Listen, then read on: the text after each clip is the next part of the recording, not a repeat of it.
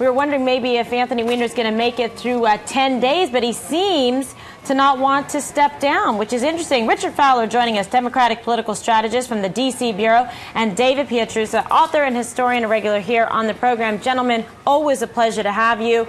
I'm going to begin with you, David. What do you think? He should step down?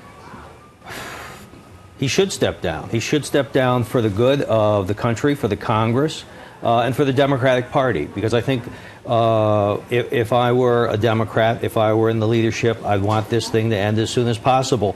And the longer it goes on, the issue, he was saying it was a distraction. Now he's a distraction. There's so much that the public or the country has to do, which the Congress has to face, and now we're dealing with this sort of stuff, which is titillation, which is gossip and all that. And it's time, I think, for us to move on. And the way for us to move on is for him to leave. His performance with ABC News, where he hammered that poor reporter, twisted the truth, made him, the reporter, be on the defensive, played the victim card, was not something that he came up with on the fly. Sure. This was a skill which he has refined for quite a while. And it brought shame not only to himself, but to the entire political class. And if this guy meets the standards of the Congress, then I think the Congress ought to look at itself. All right. Well, how do you see it, Richard? I mean, you know, we've got some interesting numbers here, and I guess it depends on which poll you look at. But in terms of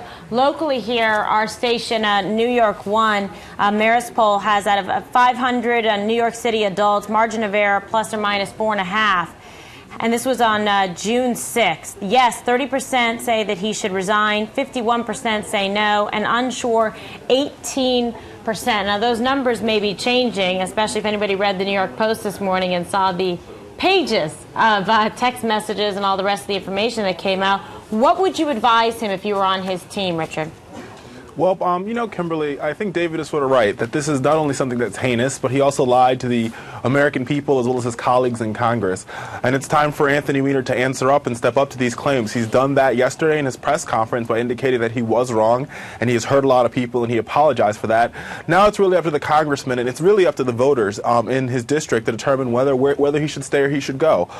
From the poll that you just read to us indicates that people are, you know, saying that he should stay around. And we've seen a lot of other members of Congress, including Senator Vitter, who stayed around after their scandalous pass.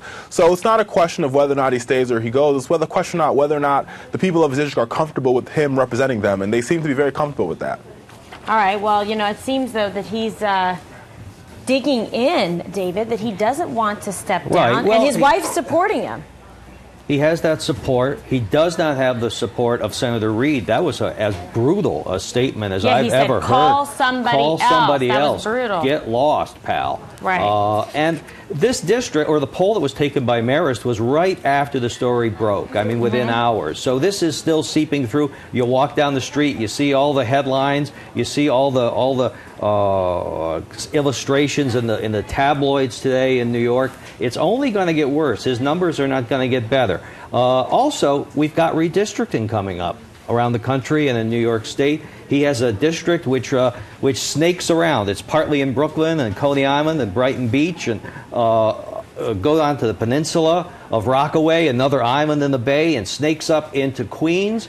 You know, someone could just ring his doorbell, slip a map of his new district under his door and run, and he might get the message that, you know, you might be able to hang on until the election. And actually, what does the man have to do? I mean, what is his background?